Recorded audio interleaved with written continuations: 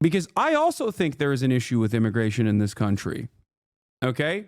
I also think there's an issue with immigration in this country.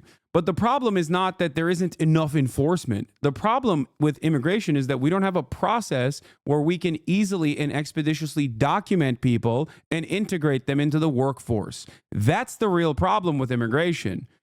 But nobody wants to solve that problem because capitalists, capital owners, business owners that hire undocumented immigrants want to keep them undocumented so they can have two different tiers in the labor force that will actively depress the wages of the documented American labor force.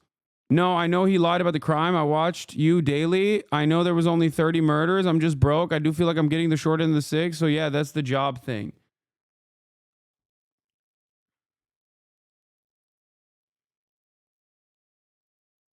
You think undocumented immigrants are taking your job?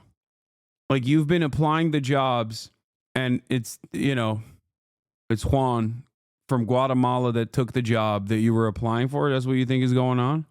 Is that what you think is happening? It's more complex than I can explain in chat from Hassan. It's hard to get my point across like this. I don't want to argue. I love your show, bro. Brother, let me explain something to you, okay? Who do you think has more power in this process?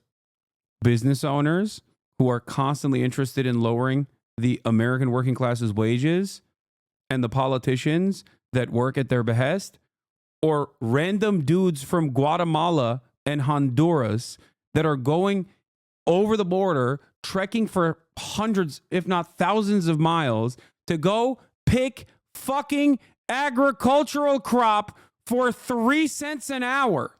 Like, this blows my mind. We are so easily duped by this propaganda. It's so crazy to me that like people will be like, nah, it's not our bosses that are actively fucking us over. It's actually the dude from Guatemala that's fucking me over, dude. Doing a job that I would never do for price points that I would never even look at under conditions that I cannot fathom. Okay? The narco violence is real though. Yeah. You want to know how you stop the narco violence? By having a normal documented migration process so that nobody fucking gives $10,000 to a bunch of cartel guys to be snuck over the border. If you have the opportunity to go in, if you have the opportunity to go into the country through legal means, why would you not take it? That is my argument. So yes, restrictive border policies unironically line the pockets of the cartels.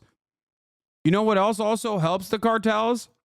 Having ridiculous criminal penalties for drugs in this country, and also simultaneously having an unrestricted amount of weapons in this country. If you truly want to tackle the issue of drug trafficking, you shouldn't be going after undocumented migrants. They're not the ones who are actually shipping the drugs over the border.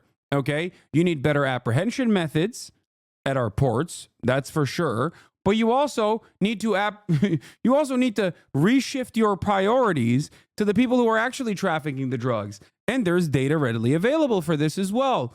Lo and behold, oh my God, according to the Department of Homeland Security, turns out 90% of the drugs that are being shipped over the borders are actually going through regular ports of entry.